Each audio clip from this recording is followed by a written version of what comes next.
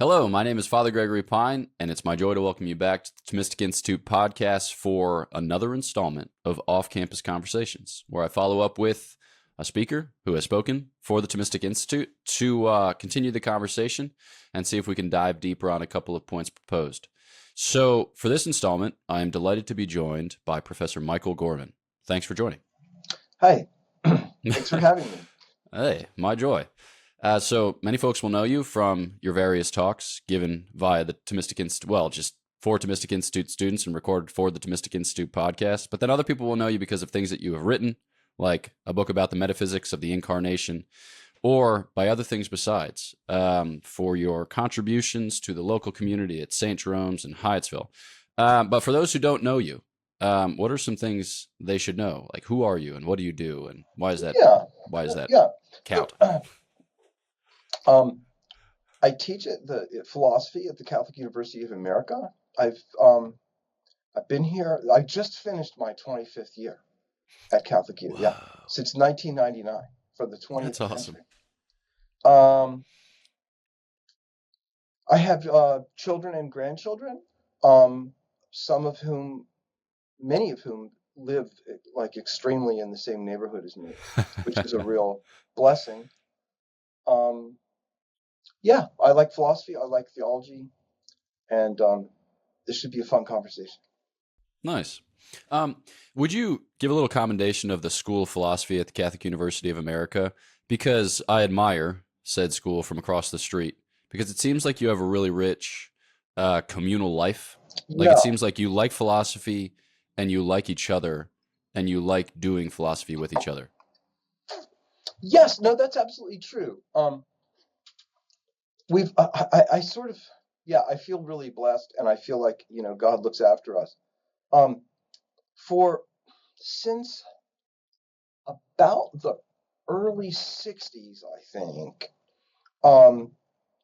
the school sort of morphed into a place where it was sort of, in a sense, organized around doing the history of philosophy, as distinct from, I guess maybe in the 40s or the 50s or something like that, like almost everybody was doing sort of a kind of the thing that everybody always makes fun of, manual Thomism, right? It's probably was sometimes terrible and sometimes not nearly as bad as people say. But anyway, in the early 60s, this sort of transition was made. And so we usually have people covering almost every part of the history of philosophy. But we do this in a kind of interesting way. So basically, everybody thinks Aristotle's really important. And with that as a kind of lingua franca, you might say, we have people who do Plato and that kind of stuff. We have people who do Aristotle. We have people who do medieval. We have Thomas Aquinas people, but we also have Scotus people. I once performed a little song at our annual variety show called "The Scotus and the Thomist Should Be Friends," and and we have people who do modern philosophy and German philosophy and analytic philosophy and everything. But the reason it doesn't fracture into a million people who can't talk to one another is partly because there is this common sense that, like, Plato's important, Aristotle's important, Augustine's important, Aquinas is important. But also because we're committed not merely to doing, archaeological historical research, but the reason we do the history stuff is because that's where you can dig up the really big philosophical nuggets by going back to those important sources. And so we have enough in common that we can have really good arguments. Like we can, you have to have something in common in order to have a disagreement. So we have like these fun disputes among ourselves in a sort of lighthearted way. And if at any time I got home and my wife said, "Oh, so-and-so," naming one of my colleagues, "is coming for dinner at the last minute," I would be fine with that. And I know a lot of people who work at other academic departments, and they would be horrified. But I like all my colleagues. So. I think too, like, part of that is a certain appreciation for subtlety without kind of pedantic hangups. Yeah. Because, you're a school of subtle takes. So when people trot out the blame the Franciscan argument, Right. you're going to come to the defense of said Franciscans, but you're not going to pull the typical sophomoric, well, actually, I read this one thing in this one place and didn't digest it or interpret it, but it says something different, and so you should know that because I do. Which is a bold strategy, but not often a winning one. So, yeah, I appreciated that in the most recent Thomistic circles at which you contributed on the theme of SCOTUS. Yeah. So, yeah. But I don't know that I've yet become a native speaker in a second tradition.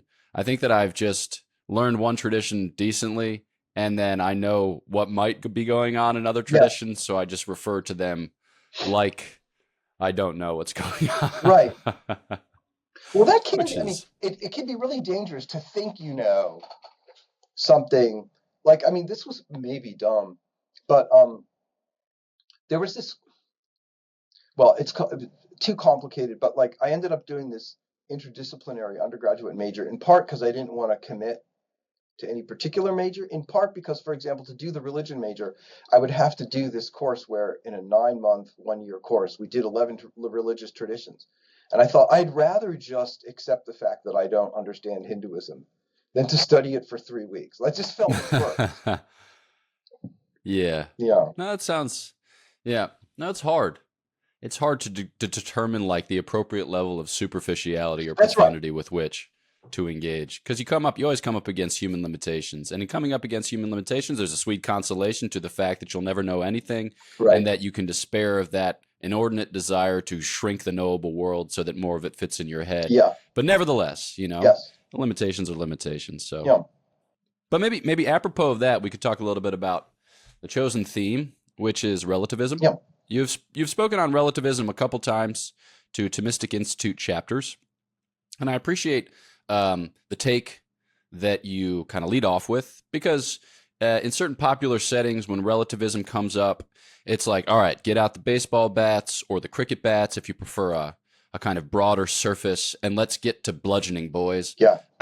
Because obviously there are many things about relativistic positions which, at least on an initial approach, sound silly or sound nefarious or whatever else. But I think that you lead with a certain sympathy insofar as you'll help people to appreciate what's actually at stake and then what the relativist wants out of life. So could you lead us into that argument or lead us into that thought world?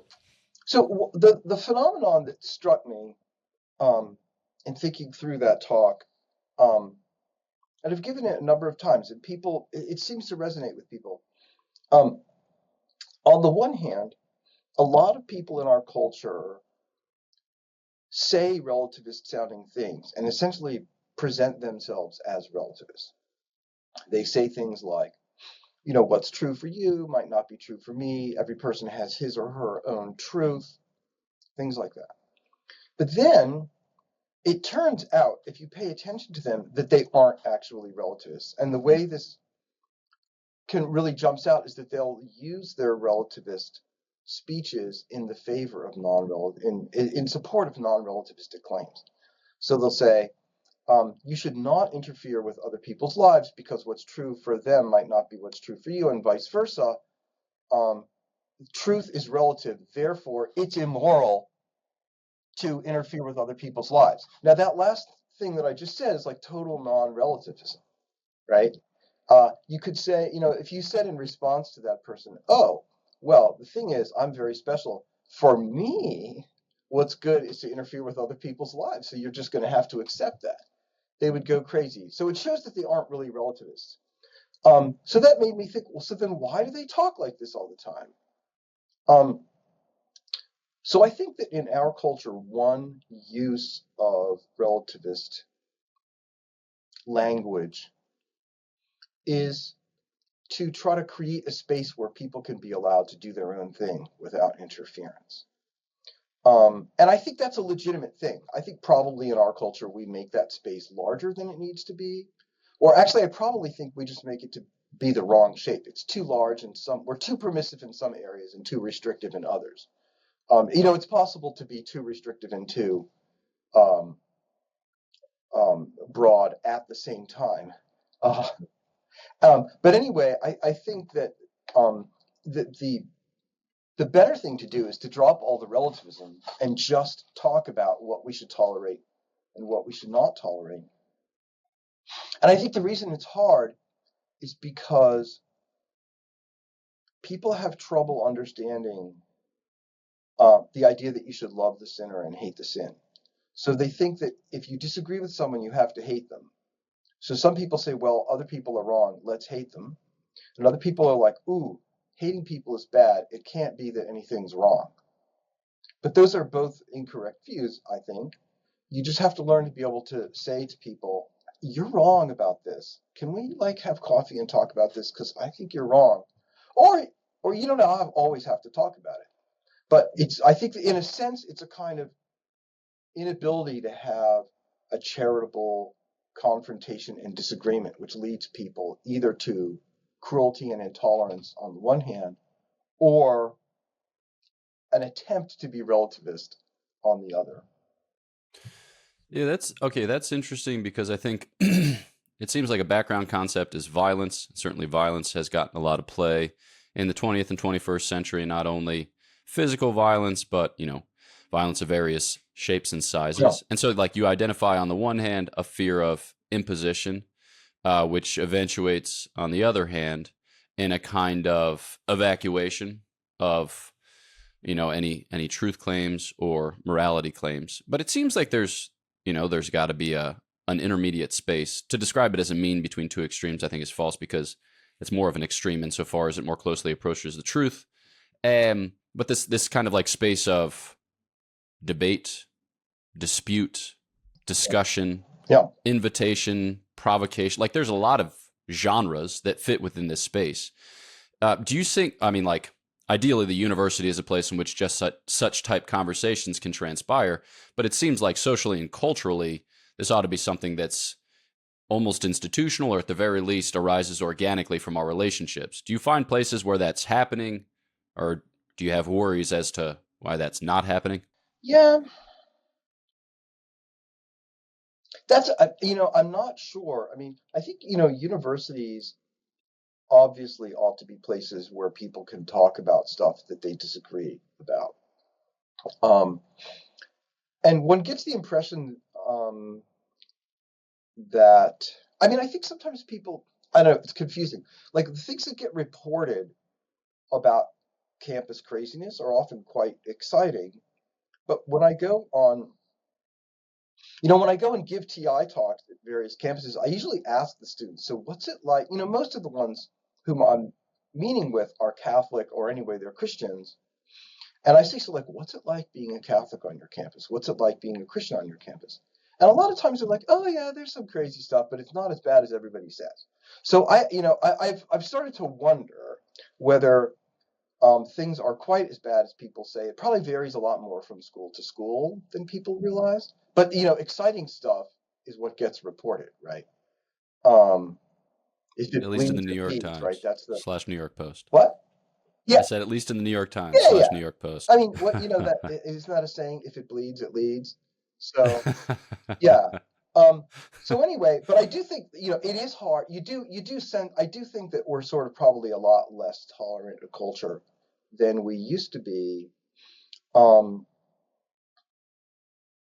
I wonder why. I do. Okay, so I could just go back to my earlier theory that it's because people don't know how to disagree and remain charitable, that they think you got to choose one or the other. You choose truth without love, or love without truth. Did I say that right? You choose truth without love, or love without truth. But you try, we need to have both. But then, of course, that just raises a deeper question. What happened? Why is that harder to do in our culture? It sounds nice to say, well, it must be the decline of Christianity. And that's probably true to some extent. But there are probably other more, less exciting and pious sounding causes as well. It's hard for societies and groups to manage extremely large amounts of diversity. When it gets beyond a certain point, people start losing their ability to handle the whole thing. And so maybe like the good old days when, you know, the senator, the Democratic senator and the Republican senator would argue on the floor and then go out to dinner. Maybe that's because at that time they were actually closer in their views anyway, and it was easier to pull off. I'm not sure. I'm not totally clear on the underlying causes of this. I think, and maybe this is taking it in a strange direction. If so, you just come back with a bitter rebuke, and I will retool the conversation. But it strikes me that like certain virtues which ordinarily are in place are more extraordinarily, well, how do I phrase this? Things that ought to be there aren't there. And now, mind you, the struggle to cultivate virtue is always a struggle. So it's not to presume upon them being present in some historical golden age, after which we should just kind of, like long, somewhat nostalgically. But that is to say, you've talked about charity, and you can even think about it in the kind of setting of the public square where we're thinking more in terms of like justice, just like affability, or kind of gratitude or whatever, other things like that. But I also think too, like, apropos of charity, a kind of mercy, whereby you recognize the pitiable state of the other and seek to alleviate it. But for me, I suppose that prompts the question whether there is some kind of virtue of tolerance, some kind of virtue for the public square, a natural virtue of a certain sort, which abides difference and doesn't catastrophize in the face of, said difference. Well, I mean, like, how would we identify the contours of that virtue, if it is in fact a virtue, or if it's just something more basic? This is a really good question. And I'm like on my toes and on my guard, because you sort of like subtly went through like a nice little list of Thomistic virtues there. And so I'm realizing it's at stake here.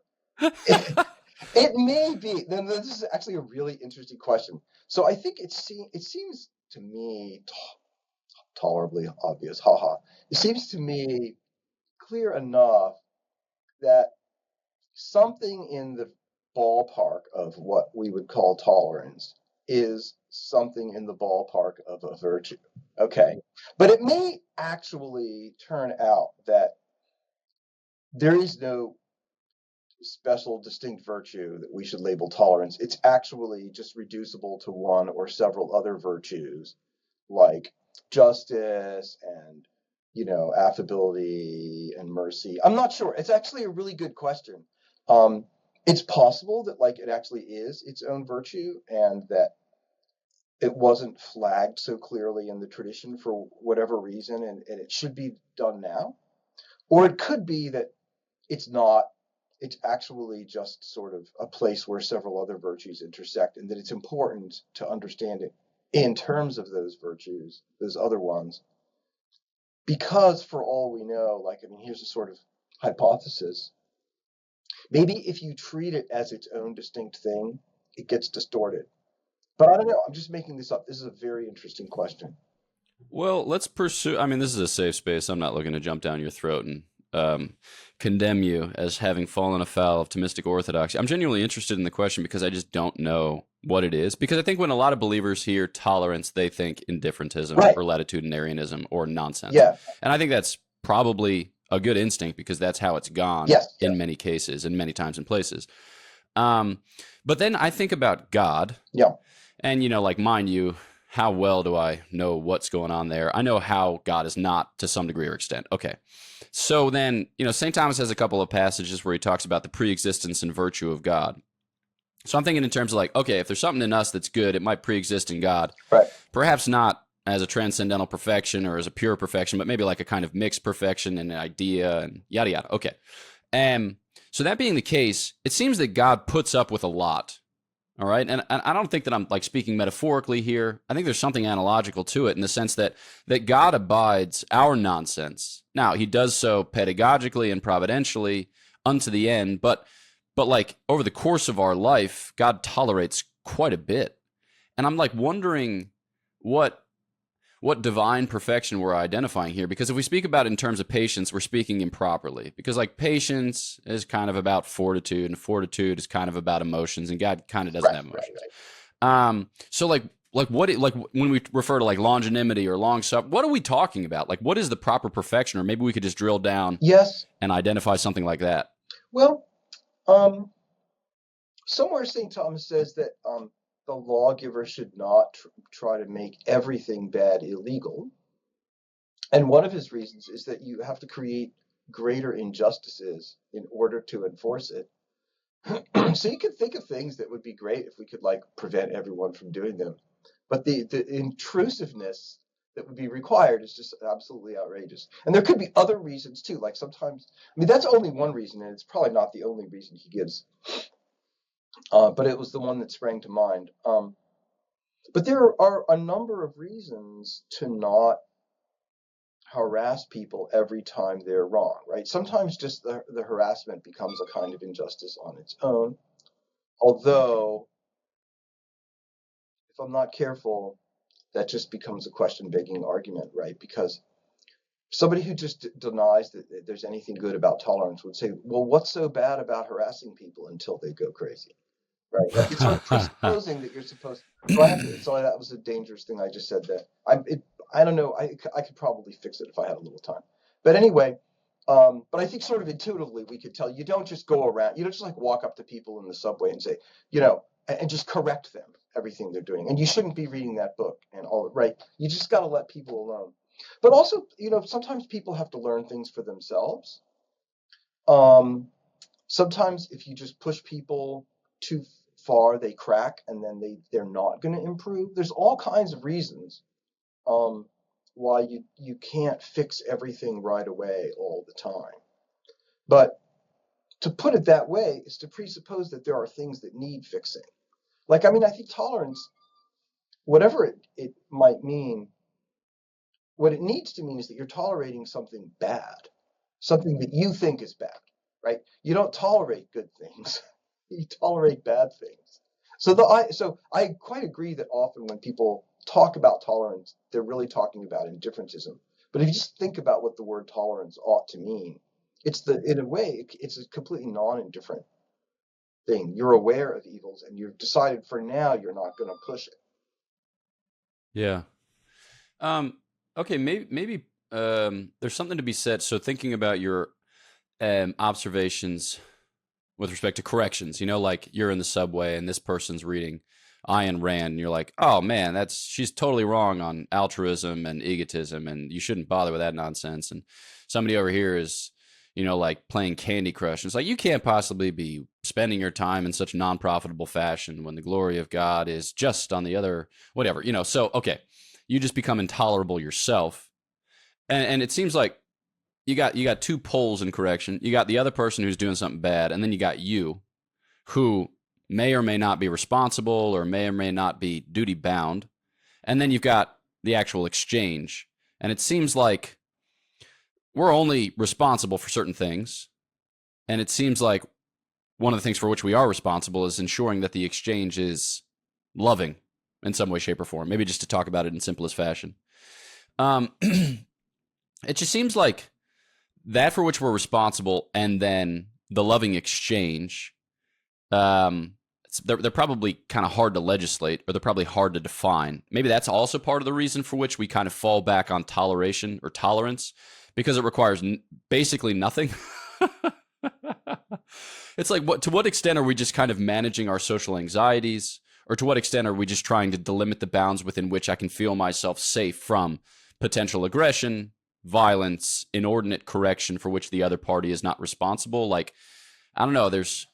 I'm muddling around right now, but So shed light. Do we sometimes fall back on the notion of tolerance as a way of dodging the harder question, which requires a lot of prudential case-by-case judgment calls? The harder question of when do I engage in fraternal correction and when do I not? Yeah, That might that might be right, because it can be very hard to know when you should. I mean, we probably most of us err more in one direction than in the other, but probably each of us occasionally errs in both directions. I mean, not at the same time, likely, But sometimes you overcorrect people. You just like walk up to them and say, I just wanted to let you know that, you're drinking your coffee wrong. I just thought I should say that. And other times you just sit there and like watch your friends making a really large mistake, and you're like, I don't know, should I say something? And like, you should, you're their friend. So, but it's often quite hard to know what to do. And you can mess it up, and it's nerve-wracking. Like somebody who's always confident that they know what to do, I'm suspicious of that person, because they're probably overconfident. It can be difficult. But yeah, just one way to dodge the question would be to just establish a universal policy of never bugging anybody. That would be like a lazy way out. I agree with that. Yeah. So it strikes me in describing this, like fraternal correction is one mode, but at the same time, we'll talk about correction and justice. And we can think about it like as governed by charity, those are going to be the equal to equal type relationships. Yeah. And then as governed by justice, those are going to be like the superior to inferior type relationships. And maybe it's helpful then to distinguish between tolerance like among friends or tolerance among colleagues or business associates, and then tolerance at the level of the state or the polity. Yes. Because maybe when we talk about them as if they were the same thing, then we get ourselves confused. That's true. Because we're like, like the United States government shouldn't tell people like what to believe and how to comport themselves as concerns religious exercise. But like, does that mean that I shouldn't? Right. I mean, those are different points. Yeah. I mean, because it's your job to tell people what to think about religion. It seems that way. And like if a student gives me a paper and it's kind of confused, it's my job to tell them that. Now, how to tell them that, when to tell them that, like this is where the tricky stuff comes in, but it doesn't mean that it's not part of your job. And just like, the same thing applies to you, right? Like, you deal with it a lot more. Everybody has to deal with this problem sometimes. Like there are people who are like coming and asking for help or advice, and sometimes you need to tell them like, you're messing that up. But it happens to you probably 10 times as often as it does to me. It can be tricky to know, like sometimes you just got to lay down the law with people. And other times you need to like beat around the bush and let them, drop hints. Some people will respond very well to an argument, like really a syllogism, and other people, you just need to like tell them a story, and they're like, oh, right. A really clever, able person will be able to make all these judgment calls, but it's hard. But anyway, back to your point, I agree that like thinking about friends, fellow family members, colleagues, fellow citizens, that's different from what relations of superiors to inferiors. And it's probably the case that stronger obligations of letting things slide are that people in charge are simultaneously both sometimes under greater obligations to overlook things and greater obligations to not overlook things. Because like they're responsible for order, right? And so they have to like not let things get out of control. But on the other hand, there are times where they just have to like, it's okay. Yeah. Yeah, because it's like they have a peculiar solicitude for the common good, but they also have to ensure that this doesn't become a police state in which the enforcement of law becomes, practically speaking, intolerable. Yeah. It strikes me too that like, there's a kind of political prudence, which is a participation in the providence of God. Yeah. And then there's a kind of like amicable prudence. I don't know what you would call it. Economic prudence would be something that St. Thomas actually identifies as perhaps approaching what we're trying to get at, which is in a certain sense responsible for less, and as a result of which probably more particular and peculiar in its expression. But it's like, you think about fraternal correction, you have to believe in the providence of God if you're going to correct somebody. Yes. Because you have to admit the possibility that this is going to go poorly. It's like, well, I'm the practitioner, so chances are decent that this won't come off well. But you also have to believe that like this somehow fits within a story of salvation. Because like, I could not do anything. But then like, what's the point of being his friend? Like care, concern, solicitude, support, all those things are good. But if it's like a weak care, concern, solicitude, support that's afraid of offending and potentially alienating, then how much is it really, whatever. Yeah. And then on the other hand, like I realized that, it might Wow, yeah. There's just so many ways in which it could be tough. And maybe that's just like we're getting at the anxiety of the relative. I mean, I don't know how much the relativist thinks about these things, but the potential anxiety of the relativist, it's like it can be easier just to make for oneself a universal precept that just says, don't engage. Right.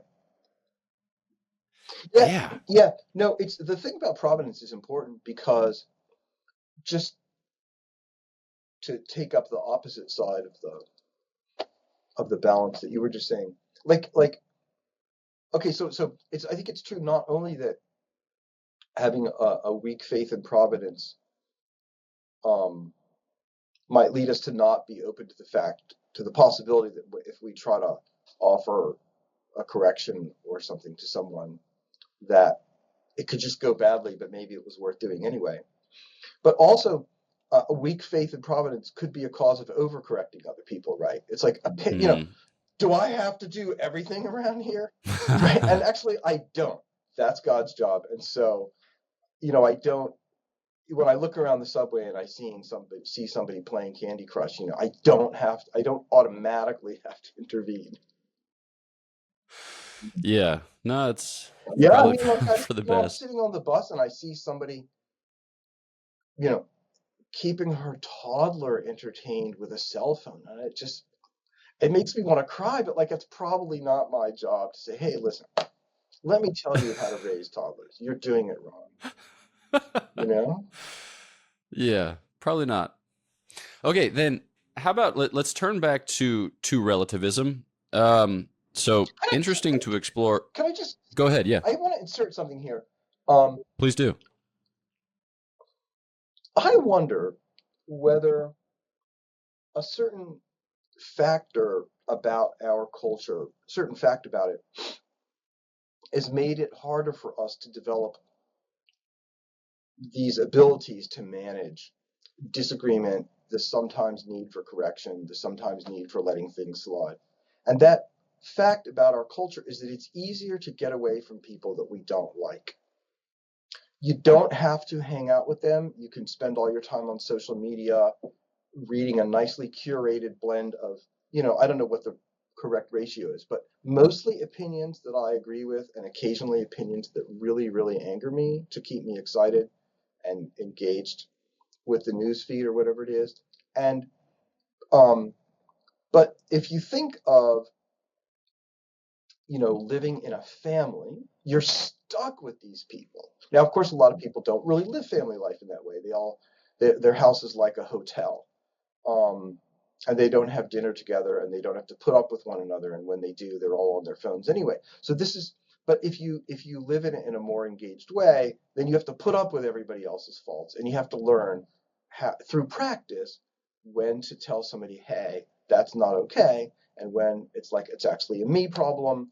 I don't like the way they do it, but like that's on, it's my problem, right? And sort of their analogy, analogically, right? In a religious community, you're always bumping up against the other friars, and you have to learn how to negotiate that. And in jobs in small towns, you keep running into the same people over and over again. You have to learn how to get along with them. And I just wonder whether some facts about our mobile and internetified society makes it easier for us to live in spaces where we don't have to learn these virtues or whatever. I'm scared to use the word, but you know what I'm saying. We don't have to learn how to do this. Yeah, I wonder too about like the geopolitical setting. So I think about the United States. We live in Washington, D.C. Our nearest neighbor is probably 700 miles away. If we were to drive to Canada from here, our next nearest neighbor is probably like 1,800 miles away. If we were to drive to Mexico from here, and so we kind of we can swagger a little bit and do whatever suits our fancy because we're not too terribly worried about upsetting those at our borders. Whereas like in Europe, I lived in Switzerland for a little while, and there's like a different sense of toleration, or there's a different sense of conflict management there. I like noted it in the Dominican community, like the way that you kind of sussed out a point or talked through a point, just had a different feel to it. And maybe that's just me kind of injecting my own thoughts on the matter, but I think too, like part of the virtuousness, as it were, of putting up with conflict or managing conflict in peaceable ways can be culturally mediated, and in part it might depend upon, Yeah. like the last time there's been a land war in the United States, whatever, 1812, or maybe they lobbed some shells from like on the Oregon coast in the Second World War, but like Right. it's been a minute, Yeah. you know. Yeah. Yeah. No, that's certainly right. Yeah. So they're like, there might even be a way to which, like, not to say that relativism is a uniquely European phenomenon. Obviously, it exists on our own shores, but maybe it has different expressions in different geopolitical settings. But maybe there's a sense in which like relativism is a reaction to trauma. I don't want to Yes. like over emotionalize this or No. psychologize this, but it might just be like a way of protecting oneself. Yeah, and it's a sort of historical cliche that the tolerant views coming out of the Enlightenment were in part a response to the religious wars of the 16th century, right? I mean, that's plausible. Um, um, Sometimes you just get sick of fighting with people, or you just realize that this is not good, right? This is toxic. We're just fighting too much. Let things slide. The danger is that you get an overcorrection, which one could argue, has happened, where you just allow almost anything to happen. Like, who cares how people raise their children, right? Well, no, that's not going to work out. Yeah, yeah, yeah. And I think like with respect to relativism sliding towards indifferentism, it's just a question of how neutral one can remain vis-a-vis the good. It's like, can we as a society agree in some way, shape, or form as to what constitutes the good? Like, do we think that religious practice is a good? We can point sociologically or statistically to the ways in which it leads to family coherence and, psychological adjustment. It's like, can we agree upon those things? I think what we're finding is more and more, at least in the United States, the answer is no.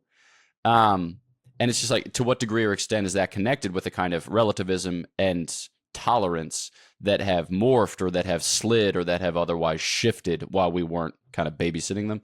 Yeah, see, it's weird because a lot of people, if you ask them, should government and society be neutral on the good, they might say yes. But almost no one, it seems to me, actually thinks that.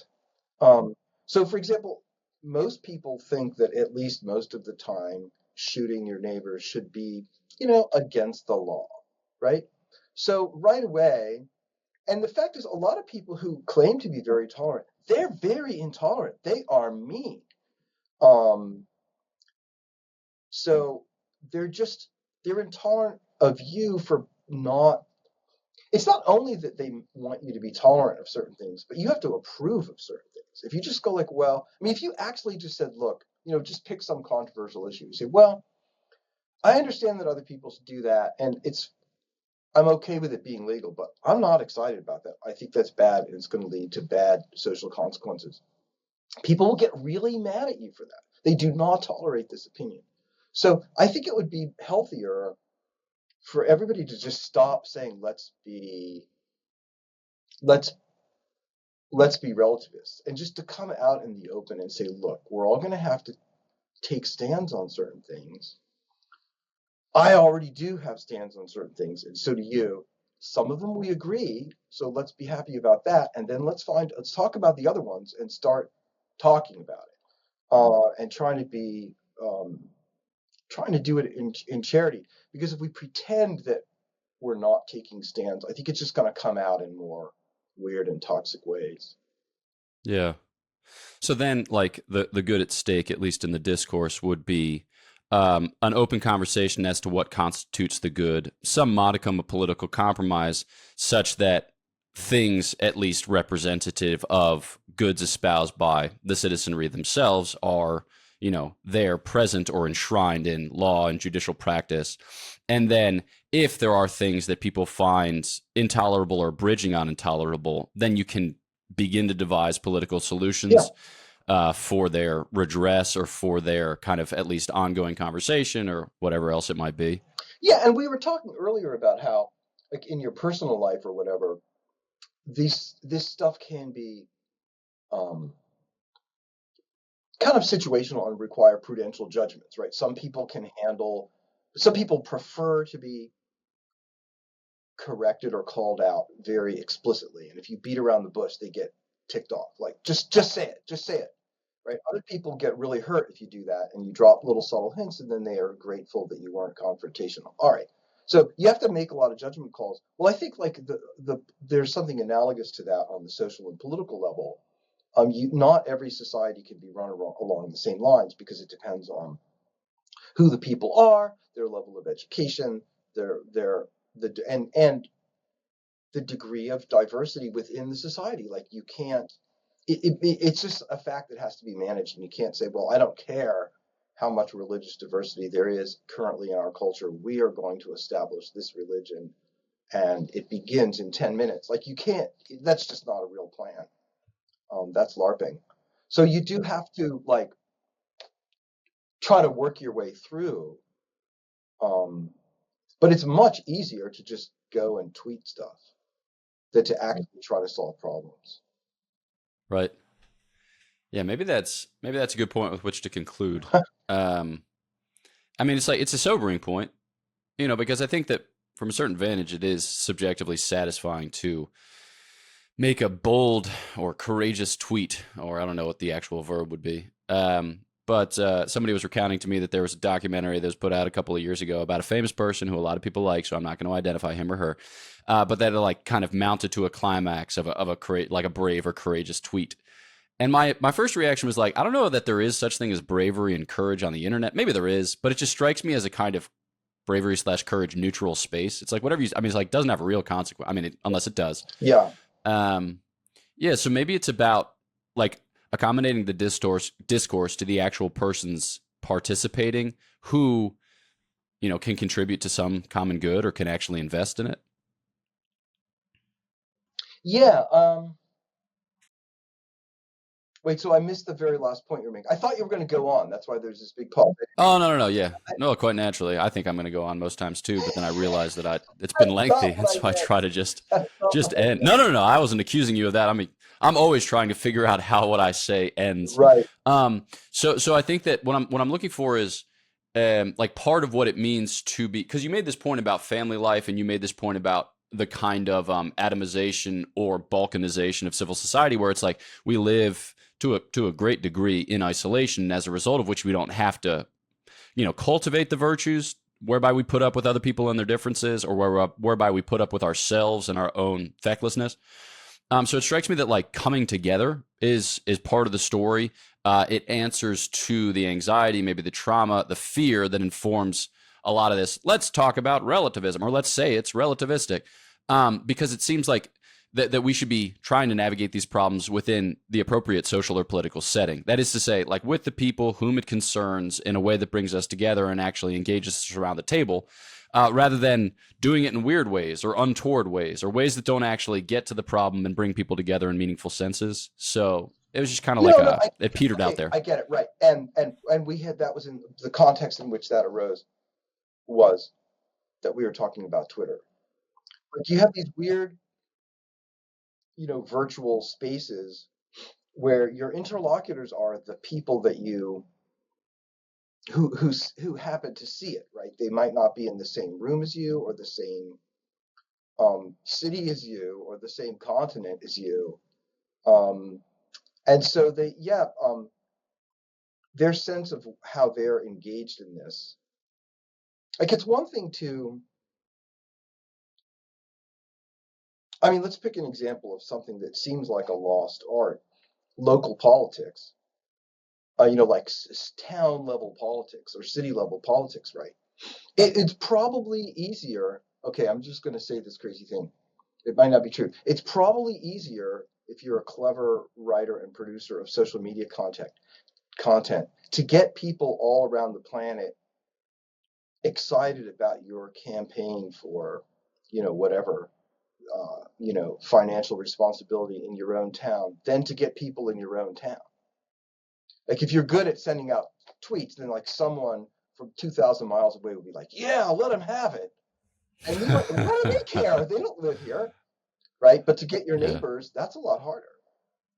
Yep. But like we have to try to resist this and to live in the actual physical world that we live in with like people. Like we're rational animals. Yeah. We're not angels. Yep.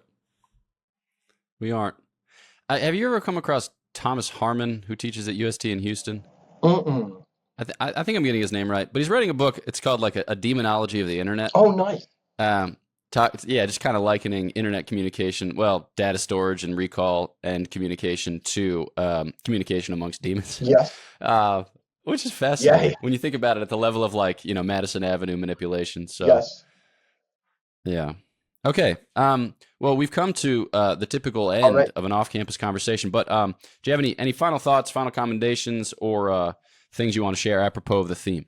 Well, I think in a way, this is I have something. Maybe what I would say is going to sound very cliched, but sometimes cliches are true. I think if most of us are alarmed about these kinds of problems, and I think that a really important first step and a necessary first step is to scale back the scale of operations. And so what I should do, the first thing, and maybe the second thing I should do about this, is not to come up with a really good tweet that will change everybody's minds on this, but instead to like be kinder to my neighbors, or the next time something comes up, some tense thing, to choose neither a rude, insulting remark or silence, but to actually think of a charitable way to engage, but to do it in the 3D physical world, IRL, as they say, and to try to choose this small local physical context over the broader virtual context. And so many of us are used to kind of dwelling in that virtual context that it feels weird to do it, and hard. But I think it's important. And, if everybody did this, a lot of the problems would just resolve themselves automatically, without, no one has to figure out the right tweet. We just all be kinder to our neighbors and we'll spend less time on the internet. That would be a huge first step. I really do think this. Yeah.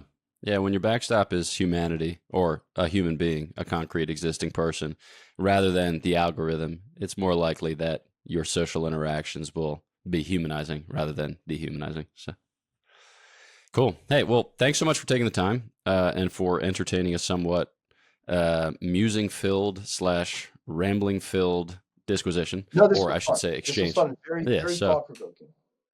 All right, cool. Well, seeing as we live in the same city, I imagine that I'll see you soon. So I'll look forward to the next opportunity. Alrighty, thanks so much. Cheers. Turning to you, the listener, thanks so much for tuning into this episode of Off Campus Conversations. If you haven't yet, please do subscribe to the podcast on your podcast app or on YouTube, unless you find that it's not good for your spiritual growth, and then promptly unsubscribe or don't subscribe, or run to the hills, buy a large parcel of land in the country, and get yourself a cow. So know of our prayers for you. Please pray for us, and we'll look forward to chatting with you next time on the Thomistic Institute podcast.